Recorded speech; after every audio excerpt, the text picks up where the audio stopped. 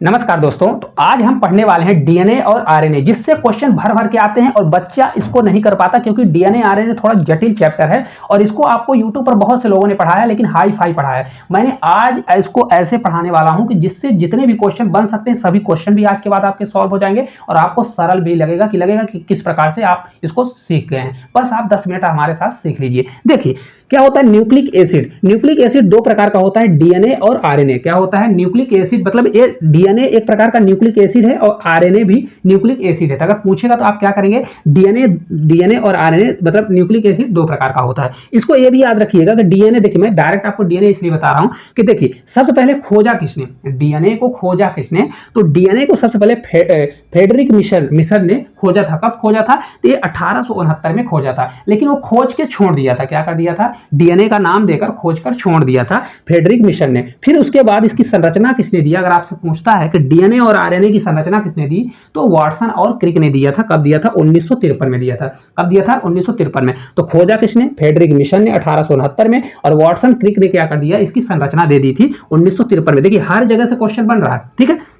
अब देखिए होता क्या है, तो देखिए आपके बॉडी में तो क्या पाई जाती है, कोशिका पाई जाती है कि नहीं पाई जाती। आपका पूरा शरीर कई कोशिकाओं से मिलकर बना होता है। अब कई कोशिकाओं में हर कोशिका के अंदर क्या पाया जाता है, आपका न्यूक्लियस मतलब केंद्रक पाया जाता है। अच्छे समझिएगा, ठीक है। देखिए आपका बॉडी किससे मिलकर बना है, कई कोशिकाओं से मिलकर बना है। हर एक कोशिका में केंद्रक पाया जाएगा, न्यूक्लियस पाएगा, और हर एक केंद्रक के अंदर क्या पाया जाता है, क्रोमोसोम पाया जाता है। क्या पाया जाता है, क्रोमोसोम पाया जाता है। तो आपका क्रोमोसोम कुछ इस प्रकार का होता है, एक्स प्रकार का होता है। कैसा होता है, कुछ उसकी संरचना एक्स जैसे दिखती है, ठीक है। तो देखिए एक्स जैसे दिखेगा आपका क्रोमोसोम दिखता है। अब क्रोमोसोम के देखिए इसमें कितने पैर हैं, 4 पैर हैं। अगर इसके एक पैर को पकड़ के हम खींच देते हैं, क्या कर देते हैं, खींच देते हैं, तो यहां पर अगर आप देखेंगे एक कुंडली जैसी संरचना बनेगी। कैसे बनेगी, कुंडली जैसी संरचना बनेगी। तो ये तो हमारा एक्स जैसी संरचना है, तो हमारा क्रोमोसोम हो जाएगा। लेकिन एक कुंडली जैसी संरचना है तो इसको क्या बोला जाएगा, डीएनए बोला जाता है, ठीक है। अब आपके मन में आएगा डीएनए है क्या, इसको इतना इंपॉर्टेंट क्यों दिया जा रहा है। तो डीएनए एक प्रकार से ऐसा होता है, जैसे आप लोग देखे होंगे गांवों में या आपके ही माता पिता ऐसा बोलते हैं कि ये किसके पे गया है, या आपके पिता पे गया है कि माता पर गया है कि दादाजी पर गया है। क्यों बोलते हैं, क्योंकि कुछ चीजें जो होंगी याद करके कोई रखता होगा तभी तो दूसरे पीढ़ी में जाता होगा। तो ये डीएनए ही करता है। डीएनए क्या करता है कि आपके माता पिता की कुछ चीजें हैं, शकल है, फेस है, हेयर मतलब बाल है, कुछ चीजें क्या करता है, उसको अनुवांशिक गुणों को एक पीढ़ी से दूसरे पीढ़ी में ट्रांसफर करता है। तो मतलब ये बहुत इंपॉर्टेंट है। क्या है, इंपॉर्टेंट है। नहीं तो बहुत सा क्या हो जाएगा ना कि अगर ये डीएनए सही काम नहीं करेगा तो ये समझिए कि आपके माता पिता की शकल और आपसे नहीं मैच करने वाली, और बहुत लक्षण भी अलग अलग होने के चांसेस हो जाएंगे। तो ये क्या हो जाएगा, एक कुंडली जैसी संरचना है जिसको डीएनए बोला जाएगा। जब इसको थोड़ा और हम खींच देंगे, देखिए ये खुल जाएगा। क्या खुल जाएगा, ये जब और खुल जाएगा तो देखिए यहाँ पर बहुत सारे यहाँ पर जीन हो जाएंगे। बहुत सारे जीनों को मिलाकर ही डीएनए बनता है। तो अब देखिए इसको समझना है तो कैसे समझेंगे, जीन क्या हुआ। अब ये देखिए आप अपना घर बनाते हैं तो घर तो उसका नाम दे दिए, लेकिन घर बनाने के लिए क्या क्या लगा, घर बनाने के लिए ईंटा अलग से लगा। अब बहुत सारे ईंटा लगे हुए, ईंटे लगे, गिट्टी लगा, सीमेंट लगा, है ना, फिर टाइल्स लगा, हर चीज सब लगा के फिर आप क्या कर दिए, घर बना दिए। तो घर के अंदर सब चीजें आ गई। उसी प्रकार से जीन भी है। जीन क्या है, अलग अलग जीन होती है, अलग अलग। जीन का मतलब है कि जीन कोई देखिए जैसे इसमें से बहुत सारी जीन है, तो कोई जीन क्या करेगी, आपके आंख का कलर चेंज करेगी, तो कोई जीन आपके बाल का कलर करेगी, आपका फेस कैसे बनाना है, आपकी आंख कैसे बनाना है, ये सब चीजें कौन करेगा, जीन। अलग अलग जीन करने वाली है। मतलब इसमें से एक जीन है तो आपकी आंख बनाएगी, मतलब आंख का कलर करेगी, तो दूसरा कुछ और करेगी, तीसरा कुछ और करेगी। तो ये जीन करती है। और बहुत सारी जीन मतलब उनका घर कौन है, डीएनए। मतलब डीएनए ही एक प्रकार से उसका केंद्र है। मतलब डीएनए ही संपूर्ण है, मतलब सभी चीजें पूरे अनुवांशिकी का मतलब पूरा संपूर्ण कौन है, डीएनए है। तो अब आपसे बनेगा डीएनए किसका भाग होता है, तो क्रोमोसोम का भाग तो होता है। अगर ऑप्शन में नहीं है जीन किसका भाग होता है, तो डीएनए का भाग होता है। किसका भाग होता है, डीएनए का। अगर देखिए जीन किसका भाग है, अगर डीएनए ऑप्शन में नहीं रहेगा तो किसको लगाएंगे हम, क्रोमोसोम को लगाने वाले हैं, ठीक है। अब देखिए ये जो डीएनए होता है और आरएनए होता है, क्या होता है, डीएनए और आरएनए ये न्यूक्लिक एसिड होते हैं। क्या होते हैं, न्यूक्लिक एसिड। मैंने आपको बताया ये दो न्यूक्लिक एसिड कितने प्रकार के, दो, डीएनए और आरएनए। और जो डीएनए और आरएनए है किससे मिलकर बनते हैं, न्यूक्लियोटाइड से मिलकर बने होते हैं। बहुत सारे न्यूक्लियोटाइड से मिलकर बने होते हैं। अब थोड़ा अभी समझ लीजिए और अच्छा आगे हम बहुत अच्छे समझने वाले।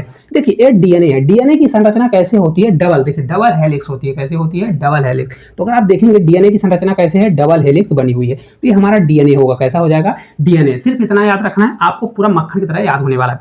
अब देखिए यहाँ पर सिंगल हेलिक्स होगा तो आपका क्या हो जाएगा, आरएनए होने वाला। क्या हो जाएगा, आरएनए हो जाएगा। तो डीएनए डबल हेलिक्स और आरएनए क्या हो जाएगा, हमारा सिंगल हेलिक्स होने वाला है। तो आप देखिए इतना पूरा समझ गए होंगे। इसकी आप फोटो ले लीजिए, फिर आगे हम चलते हैं।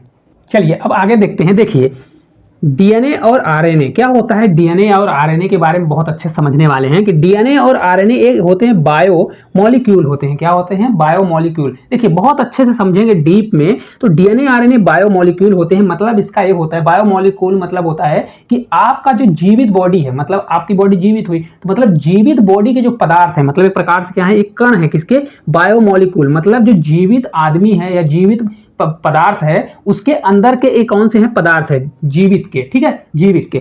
अब ये डीएनए आरएनए क्या होते हैं? एक न्यूक्लिक एसिड होते हैं। मैंने आपको बताया न्यूक्लिक एसिड दो प्रकार के, कौन कौन? डीएनए और आरएनए। तो डीएनए आरएनए खुद ही न्यूक्लिक एसिड है और ये किससे मिलकर बने होते हैं? बहुत सारे न्यूक्लियोटाइड से मिलकर बने होते हैं। क्या है? बहुत सारे न्यूक्लियोटाइड से मिलकर बने होते हैं। तो देखिए न्यूक्लिक एसिड बहुत सारे न्यूक्लियोटाइड से मिलकर बने होते हैं। और न्यूक्लियोटाइड, देखिए न्यूक्लिक एसिड के अंदर ही न्यूक्लियोटाइड आता है। तो न्यूक्लियोटाइड कितने प्रकार का होता है? 3 प्रकार का होता है। ठीक है, देखिए यहां से क्वेश्चन भर भर के आते हैं, यहीं पर बच्चे गलती करते हैं। न्यूक्लियोटाइड कितने प्रकार का होता है? 3 प्रकार का। एक होता है सुगर होता है, एक होगा नाइट्रोजन बेस होगा, और एक होता है हमारा फास्फेट। क्या होता है? फास्फेट होता है। एक एक को बहुत अच्छे से समझते हैं हम लोग। देखिए फास्फेट क्या होता है? इसमें फास्फोरस एसिड पाया जाता है। क्या होता है? ये आरएनए और डीएनए दोनों में ही फास्फोरस एसिड पाया जाएगा। देखिए फास्फेट पाया जाता है, फास्फेट के कारण ही फास्फोरिक एसिड पाया जाता है। ये क्वेश्चन पूछता है कि डीएनए और आरएनए में क्या पाया जाता है, तो आपको बताना है फास्फोरिक एसिड पाया जाता है। क्या पाया जाता है? Phosphoric acid. इसलिए क्या होता है, ये डीएनए जो होता है अम्लीय होता है। कैसा होता है? अम्लीय। किसके कारण? फास्फोरिक एसिड के कारण पाया जाता है।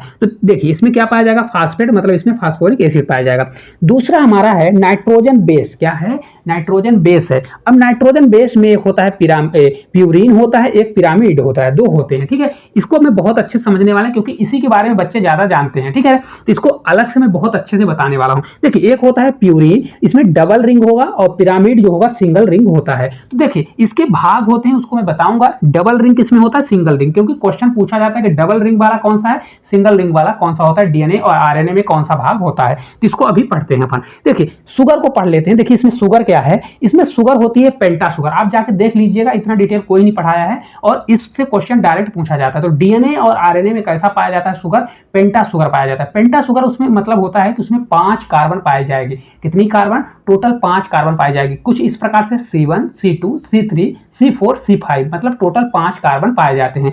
जिसमें से देखिए पेंटा कार्बन में से जो डीएनए में और आरएनए में, तो डीएनए में पाया जाएगा डीऑक्सी राइबोज शुगर। कौन सा शुगर पाया जाएगा? डीऑक्सी राइबोज शुगर पाया जाएगा। वहीं पर आरएनए में क्या पाया जाएगा? आरएनए में राइबोज शुगर पाया जाएगा। तो अब बनेगा, देखिए शुगर कौन सा पाया जाएगा? तो डीएनए में डीऑक्सी राइबोज शुगर और आरएनए में राइबोज शुगर पाया जाता है। एक क्वेश्चन बहुत इंपॉर्टेंट है, इसको देखिए बहुत से लोगों ने नहीं बताया रहते हैं।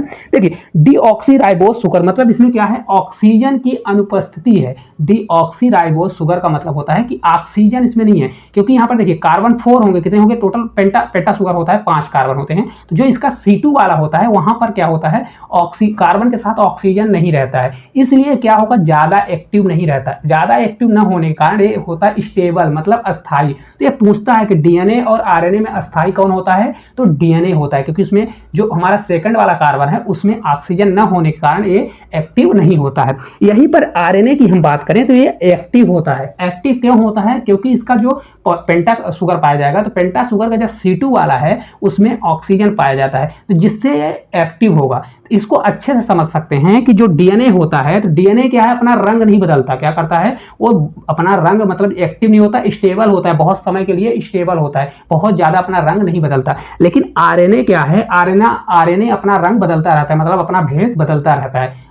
इस प्रकार से समझ सकते हैं कि आरएनए क्या होता है? अपना हुलिया चेंज करता रहता है। तो आरएनए ही एक प्रकार से क्या होता है? अपना चेंज करता है और ये बहरूपिया का काम करता है। तो इसमें क्या होगा? एक्टिव होगा, तो एक्टिव के कारण अपना रंग बदलेगा। लेकिन डीएनए क्या होता है? स्टेबल होगा, क्योंकि उसमें जो C2 है उसमें ऑक्सीजन की मात्रा नहीं है, ऑक्सीजन नहीं, इसलिए स्टेबल होता है। तो सीधा क्वेश्चन पूछता है कि आरएनए डीएनए में स्टेबल कौन सा है? तो डीएनए है। एक्टिव कौन सा है? तो आरएनए है। ठीक है, और इतना अगर डीप पूछेगा तो डीप भी बता दीजिएगा। अभी आपको इतना पूरा पता चल गया, कुछ नहीं है। देखिए डीएनए आरएनए क्या है? न्यूक्लिक एसिड है। न्यूक्लिक एसिड कई न्यूक्लियोटाइड से मिलकर बनता है। ये 3 प्रकार का होता है। एक शुगर होता है, नाइट्रोजन बेस होता है, फास्फोरस होता है। तो देखिए शुगर में क्या होता है? शुगर देखिए इसमें पेंटा शुगर 5 कार्बन वाला पाया जाएगा। डीएनए में डीऑक्सी राइबोज शुगर पाया जाएगा, आरएनए में राइबोज शुगर पाया जाता है। डीएनए स्टेबल होता है और ये क्या होता है? एक्टिव होता है। ठीक है, इसके अलावा देखिए नाइट्रोजन बेस 2 प्रकार का होगा, प्यूरिन होगा, एक पिरामिड होगा। इसमें डबल रिंग होगा, इसमें सिंगल रिंग। इसको अपन पढ़ने वाले हैं। जो फास्फेट होता है, तीसरा हमारा फास्फेट होता है, इसमें फास्फोरिक एसिड पाया जाता है, जिसके कारण ही डीएनए क्या होता है, अम्लीय होता है। ठीक है, अब चलिए इसको अपन अच्छे से समझ लेते हैं, नाइट्रोजन बेस, जिससे भी क्वेश्चन बार बार आते हैं और इसको बच्चा तो अच्छे तरह से जानता भी है। तो आप लोग इसकी स्क्रीनशॉट ले लीजिए। देखिए अगला है नाइट्रोजन बेस। अभी एक हमने पढ़ लिया कौन सा, शुगर पढ़ लिया, एक हमने पढ़ लिया फास्फोरिक एसिड। अब हम पढ़ रहे हैं कि नाइट्रोजन बेस, इसी से को बच्चे ज्यादा जानते हैं। देखिए नाइट्रोजन बेस क्या होता है, इसमें होता है दो प्रकार है, प्यूरिन, एक होता है पिरामिड। क्या होता है, प्यूरिन और एक होता है पिरामिड। देखिए ये डबल रिंग होता है, डबल मतलब डबल रिंग से बना होता है। तो डायरेक्ट क्वेश्चन पूछता है कि डबल रिंग से कौन कौन बना होता है। ठीक है, और पिरामिड क्या होता है, सिंगल रिंग का बना होता है। कैसे बना होता है, सिंगल रिंग का बना होता है। ठीक है, हर पॉइंट से आपके क्वेश्चन बनने वाले हैं, इसलिए बहुत अच्छे समझिए। देखिए प्यूरिन डबल रिंग का होता है, पिरामिड क्या होता है, सिंगल रिंग का बना होता है। तो पिरामिड में कौन कौन सा आएगा, जो प्यूरिन में जो है, तो प्यूरिन में कौन कौन सा आएगा, तो एडेनिन आएगा और ग्वानिन आएगा। कौन आएगा, एजी। देखिए इसको कैसे याद रखेंगे, एजी। ठीक है, इसको याद रखेंगे एजी। तो ये देखिए एजी क्या है, अभी आपको समझ में आ जाएगा कि डीएनए में आरएनए में, तो आपको पता चल जाएगा कितना अंतर होता है, तो आपको कंफर्म हो जाएगा। पहले सिर्फ इतना याद रखिए कि एडेनिन में ए और ग्वानिन जी में डबल क्या होता है, डबल रिंग होता है। यही सिंगल रिंग की बात करें तो आपका थायमीन में होगा और साइटोसिन में होगा। किसमें होगा, टीसी। किसमें, टीसी। टीसी होता है ना, तो इसको ऐसे याद रखेंगे, टीसी याद रखेंगे। तो वैसे भी देखिए क्या होता है, डीएनए आरएनए में सब पढ़े रहते हैं कि डीएनए आरएनए में चार होते हैं। कौन सी होती हैं, चार नाइट्रोजन बेस होता है। एक होता है एडेनिन, एक होता है ग्वानिन, एक होता है थायमीन, एक होता है साइटोसिन। तो अब इसमें डबल रिंग वाला है कौन है, और सिंगल रिंग वाला। तो डबल रिंग वाला आपका होगा टीसी। टीसी मतलब कौन जाएगा, टीसी से याद रखेंगे। तो ये आपका सिंगल कौन सा हो जाएगा, सिंगल होगा, तो थायमीन होगा और साइटोसिन होगा। तो बचा हुआ क्या हो जाएगा हमारा, डबल रिंग। तो डबल रिंग हो जाएगा ए और जी, क्या हो जाएगा हमारा, डबल रिंग हो जाएगा। अब देखिए ये तो हमने डीएनए में चार नाइट्रोजन बेस होते हैं, और आरएनए में क्या होता है, एक नाइट्रोजन बेस चेंज होता है, बकाया 3 सेम होते हैं। तो देखिए चेंज कौन सा होता है, थायमीन की जगह पर क्या हो जाता है, यूरेसिल होता है। तो थायमीन की जगह यूरेसिल भी जो है, तो ये कैसा बनता है, तो ये भी सिंगल रिंग बनता है। कैसा बनता है, सिंगल रिंग। तो देखिए कैसे याद रखेंगे, इसको याद रखना है। देखिए यहां से देखिए अगर आपको ट्रिक याद रखना है तो यहाँ इसके ऐसे याद रखिए, डबल रिंग में कौन आएगा, तो इसको याद रखिए एजी, सुनते हो। ठीक है, कैसे याद रखेंगे, एजी सुनते हो। और सिंगल रिंग को कैसे याद रखेंगे, इसको टाटा सीयू के नाम से याद रख सकते हैं। तो टी और सी हमारा याद हो जाएगा। तो थायमीन और साइटोसिन आएगा, सिंगल रिंग। और इसको इतना याद रख सकते हैं कि थायमीन की जगह पर क्या आ जाता है, हमारा यूरेसिल आ जाता है। तो क्या हो जाता है, आपका आरएनए हो जाता है। कितना चेंजेस है, देखिए सभी चारों बेस सेम रहेगा, आरएनए में सिर्फ एक चेंज हो जाता है। तो देखिए सिंगल रिंग वाले कितने होंगे, 3 होंगे। कौन कौन से, थायमीन होगा, साइटोसिन होगा, और थायमीन की जगह यूरेसिल आ जाएगा, तो आपका यूरेसिल होगा। डबल कौन सा होगा, डबल आपका होगा एडेनिन होगा और ग्वानिन होने वाला है। ठीक है, अब इतना आपसे अगर बन गया तो देखिए मेन चीज क्वेश्चन पूछता है कि किसके किसके बीच डबल बॉन्ड बनता है, किसके किसके बीच सिंगल बॉन्ड बनता है। तो देखिए यहां पर याद रखिए कि ए और टी, किसके, ए और टी के बीच, मतलब एडेनिन और थायमीन के बीच क्या बनेगा, डबल बॉन्ड बनने वाला है। देखिए मैंने ऊपर बनाया हुआ है, देखिए ये आपका क्या है, डीएनए है, डबल लेयर है ना, कितना है, डबल लेयर, डबल कुंडली जैसा है। तो इसमें बनेगा ए और टी। तो ए और टी के बीच में क्या बनेगा, मतलब एडेनिन और थायमीन के बीच डबल बॉन्ड बनता है। कैसा बनता है, डबल बॉन्ड। ठीक है, और जी और सी के बीच में कितना बनेगा, तो ये जी और सी के बीच, मतलब ग्वानिन और साइटोसिन के बीच में ट्रिपल बॉन्ड बनता है। कैसे बनता है, ट्रिपल बॉन्ड बनता है। इसी प्रकार से देखिए एक, मतलब ये जो एक कुंडली है, इसमें कितने पेयर रहते हैं, टोटल 10 पेयर रहते हैं। देखिए क्वेश्चन पूछा जाता है कि पहले इसको आप कंफर्म कर लीजिए। देखिए ए और टी के बीच में डबल बॉन्ड, जी और सी के बीच में कैसे होगा, तो जी और सी के ट्रिपल बॉन्ड होता है। देखिए एक क्वेश्चन यहां से बनेगा। अब ये तो हमारा क्या हो गया, डीएनए का। आरएनए का होगा तो आरएनए में सिर्फ ए की जगह पर, टी की जगह पर यू आ जाएगा। क्या हो जाएगा, तो ए, देखिए ए और टी था, तो यहाँ पर ए और यू के बीच में डबल बॉन्ड, और जी और सी के बीच में क्या होगा, हमारा ट्रिपल बॉन्ड होने वाला है। ठीक है, अब एक चीज देखिए कि ये हमारा क्या है, डीएनए है। क्या है, डीएनए है। तो डीएनए में क्या होता है, डीएनए में डबल मतलब कुंडली होती है। कैसी होती है, डबल कुंडली। तो ए और टी से मिलकर डबल बॉन्ड बनाएगा, जी और सी क्या बनाएगा, ट्रिपल बॉन्ड बनाने वाला है। याद हो गया। अब देखिए इनके बीच की दूर डिस्टेंस कितना होता है, देखिए ये जैसे यहाँ पर दिया गया, तो इनके बीच का डिस्टेंस कितना होगा, ए टी से, मतलब 2 नाइट्रोजन बेस जो दिए हैं, ये नाइट्रोजन बेस हैं, तो 2 नाइट्रोजन बेस की जो लेयर है उनके बॉन्ड के बीच की दूरी कितनी होती है, 0.34 नैनोमीटर होती है। अगर एक डीप क्वेश्चन पूछता है तो डायरेक्ट पूछता है कि इनके बीच कितना डिस्टेंस है, तो 0.34 नैनोमीटर है। ठीक है, लेकिन अगर देखिए ये जो कुंडली मुड़ी हुई है, तो कुंडली कितने में मुड़ती है, टोटल 10 पेयर में। कैसे में मुड़ेगी, 10 पेयर में। जैसे देखिए यहाँ पर एटी आएगा, फिर जीसी, फिर कौन सा आएगा, तो फिर एटी, मतलब इसी प्रकार से रिपीट होता रहेगा। पहले एटी, जीसी, फिर एटी, AT आएगा, फिर GC आएगा, फिर AT आएगा, फिर GC आएगा। टोटल 10 पेयर, 1 और 2, ये दोनों मिलाकर कितना हो रहा है, 1 पेयर। इसी प्रकार से टोटल 10 पेयर का एक कुंडली बनता है। क्या बनता है, एक कुंडली, मतलब टर्न कितने से मारेगा, 10 से मारेगा। तो अगर देखिए 0.34 एक नाइट्रोजन बेस का कितना होता है, उसका डिस्टेंस कितना होता है, मतलब इन दोनों के बीच A और G के बीच का डिस्टेंस 0.34 नैनोमीटर है। तो टोटल 10 का कितना हो जाएगा, 10 का मल्टीप्लाई करेंगे तो 3.4 नैनोमीटर हो जाएगा। पूछेगा एक कुंडली जो DNA का कुंडली होता है उसका कितने नैनोमीटर होगा, तो 3.4 होगा। और दो नाइट्रोजन बेस के बीच का कितना होगा, 0.34 होगा। और ये 10 पेयर कितना होते हैं, टोटल 10 पेयर होते हैं। इतना याद रखना है, ठीक है। ये आपका DNA हो जाएगा। अब डीएनए के प्रकार देखिए, आपने डीएनए सीख लीजिए। अब डीएनए के 3 प्रकार होते हैं। कितने प्रकार होते हैं, 3 प्रकार होते हैं। एक होता है बी डीएनए, एक होता है ए डीएनए, एक होता है जेड डीएनए।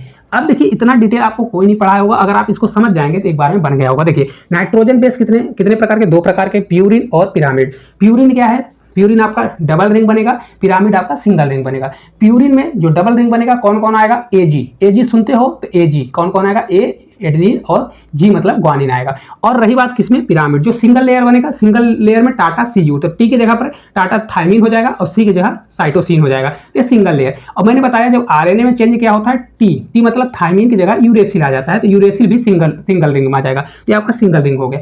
अब बॉन्ड की बात करेंगे तो बॉन्ड आपका बनता है, देखिए ATGC, ऐसा याद रखिए ATGC, कैसे इसको रख लीजिए ATGC। तो AT के बीच में डबल बॉन्ड और GC के बीच में कितना होगा, ट्रिपल बॉन्ड होगा। कैसा होगा, ट्रिपल बॉन्ड में, ठीक है। अब दो नाइट्रोजन बेस मतलब एजी के बीच में कितना डिस्टेंस होगा, 0.34 नैनोमीटर, ठीक है। टोटल कुंडली, एक कुंडली कहां से घूमेगी, 10 पेयर के बाद घूमेगी। तो 10 का अगर मल्टीप्लाई करेंगे तो कितना आ जाएगा, 3.4 नैनोमीटर आ जाएगा। तो बन जाएगा, मतलब इसका जहां से मुड़ रही है तो इसका डिस्टेंस कितना होगा, 3.4 नैनोमीटर होगा। डीएनए कितने प्रकार के, 3 प्रकार के, बी डीएनए, ए डीएनए और जेड डीएनए, ठीक है। उम्मीद करते हैं समझ में आ गया होगा। तो इसका आप स्क्रीनशॉट ले लीजिए, फिर आपको आरएनए बता देते हैं। देखिए हमने डीएनए को अच्छे तरह से समझ लिया, अब आरएनए को पढ़ लेते हैं, ठीक है। आरएनए कितने प्रकार का होता है, 3 प्रकार का होता है। एमआरएनए होता है, टीआरएनए और आरआरएनए होता है। इनसे डायरेक्ट क्वेश्चन पूछता है कि एमआरएनए का क्या काम है, टीआरएनए और आरएनए का क्या काम है, बार बार क्वेश्चन पूछता है। देखिए ये आपका डबल हेलिक्स मॉडल है, डबल वाला है, तो कौन सा होता है, तो डबल अगर लेयर रहेगी तो आपका ये होता है डीएनए।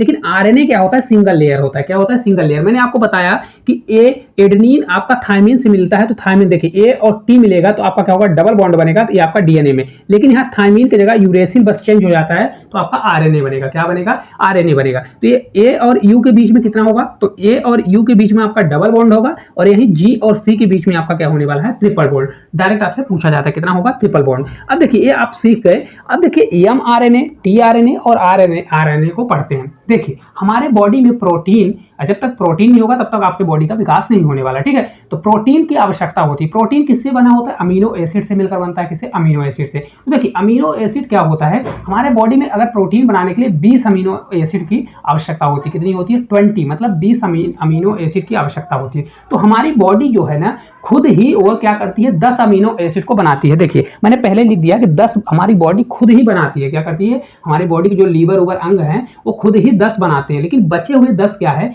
10 को बाहर से आवश्यकता होती है। तो वो हमको कहाँ से मिलता है, ये जो हम खाना खाते हैं ना, खाना में जो प्रोटीन वोटीन ये सब चीजें हम जब लेते हैं, मतलब बहुत सारी चीजें जो खाते हैं बाहर से, तो उनसे बनता है। किससे बनता है, उनसे बनता है। लेकिन उनको इकट्ठा कैसे किया जाएगा, तो वो क्या काम करता है, आरएनए करता है। आरएनए कैसे करेगा, देखिए डीएनए के संदेश पर एमआरएनए क्या करेगा, जैसे आपने खाना खाया और खाना पचा, तो ये एमआरएनए मतलब मैसेंजर आरएनए क्या है, डीएनए के संदेश पर वहां पर जाएगा और देखेगा कि कौन कौन सी चीजें वहां पर आ रही है। और जैसे वहां पर प्रोटीन दिखेगा, मतलब जो चीज दिखेगा, अमीनो एसिड दिखेगा, उसको खट से पकड़ लेगा। क्या करेगा, खट से पकड़ लेगा। तो ये मैसेज मतलब मैसेज आरएनए का मतलब उसको तुरंत पकड़ेगा और किसको भेजेगा, ट्रांसपोर्ट आरएनए, मतलब ट्रांसपोर्ट आरएनए लगा रहेगा। अब देखिए एक बात बताइए कि अगर खाना आपका पच गया और वो बाहर शरीर से निकल रहा है, मतलब आपका वो पच रहा है और डायरेक्ट आपका शरीर से बाहर जाने का मतलब निकल रहा है, तो अब क्या होगा, अगर एमआरएनए वहां पर देखता नहीं रहेगा। अब ये सोचो कि अगर एमआरएनए जैसा पाया और उसको लेके चला गया रखने के लिए, तो वहां से और जो है प्रोटीन मतलब अमीनो एसिड है बाहर निकल जाएंगे।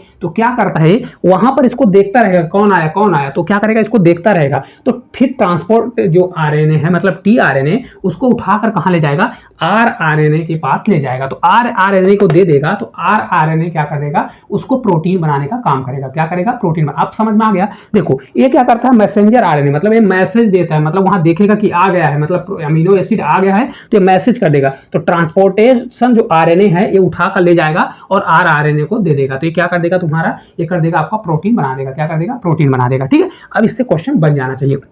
अब देखिए एक बहुत इंपॉर्टेंट है, डायरेक्ट क्वेश्चन पूछा जाता है, डीएनए से डीएनए बनना क्या कहलाता है। तो डीएनए से डीएनए करना आपका रेप्लिकेशन कहलाता है। क्या कहलाता है, रेप्लिकेशन कहलाता है। तो इसको याद कर लीजिएगा, 100% से क्वेश्चन आता है। डीएनए से डीएनए बनना रेप्लिकेशन कहलाता है। वहीं पर डीएनए से आरएनए बनना क्या है, डीएनए से आरएनए बनना ट्रांसक्रिप्शन कहलाता है। क्या कहलाता है, ट्रांसक्रिप्शन कहलाता है। देखिए यहां पर मैंने सिंगल एरो किया, मतलब डीएनए से डीएनए बनेगा, मतलब क्या होगा, डीएनए से डीएनए बनना रेप्लिकेशन कहलाता है। वहीं पर डीएनए से आरएनए बन जाएगा और आरएनए से हमारा उल्टा डीएनए भी बन जाता है। क्या बनेगा, आरएनए से डीएनए भी, तो रिवर्स ट्रांसक्रिप्शन होगा। देखिए एक बार याद रखिए, डीएनए से डीएनए बनना क्या कहलाता है, रेप्लिकेशन कहलाता है। डीएनए से आरएनए बनना हमारा ट्रांसक्रिप्शन कहलाता है। और अगर आरएनए मतलब उल्टा आरएनए से अगर डीएनए में आएंगे तो आपका रिवर्स ट्रांसक्रिप्शन कहलाता है। और लास्ट हमारा बनता है कि आरएनए से जब प्रोटीन बनता है उसे ट्रांसलेशन कहते हैं। क्या कहते हैं, ट्रांसलेशन। तो इसको याद रखिएगा कि डीएनए से डीएनए बनना रेप्लिकेशन, डीएनए से आरएनए बनना ट्रांसक्रिप्शन और आरएनए से प्रोटीन बनना ट्रांसलेशन कहलाता है। तो इस प्रकार से हमने पूरा आपको पढ़ा दिया है, तो आप इसकी स्क्रीनशॉट ले लीजिए। और मैंने एक भी क्वेश्चन यहाँ पर नहीं छोड़ा हुआ है, पूरा आपको बहुत अच्छे तरीके से बताने की कोशिश की है। अगर आप इस वीडियो को पढ़ लेते हैं क्योंकि एक 2-4 मिनट की आप थोड़ा वीडियो बड़ी भी हो गई, क्योंकि मैंने हर जितने भी क्वेश्चन बन सकते हैं सभी को मैंने बहुत डिटेल से आपको बताने की कोशिश की है। तो आप अच्छे से देख लीजिए, आज के बाद एक भी क्वेश्चन इस टॉपिक से आपका छूटने वाला नहीं है। तो ये वीडियो आपको किस प्रकार से लगी, अगर अच्छी लगती है तो एक प्यारा सा कमेंट करिए, साथ साथ चैनल पर नए हो तो चैनल को सब्सक्राइब करिए। अगर इसी प्रकार का अगर वीडियो आपको देखना है तो इस वीडियो को ज़्यादा से ज़्यादा शेयर करा करें और इस चैनल को सब्सक्राइब किया करें। तो आज के लिए इतना ही, धन्यवाद।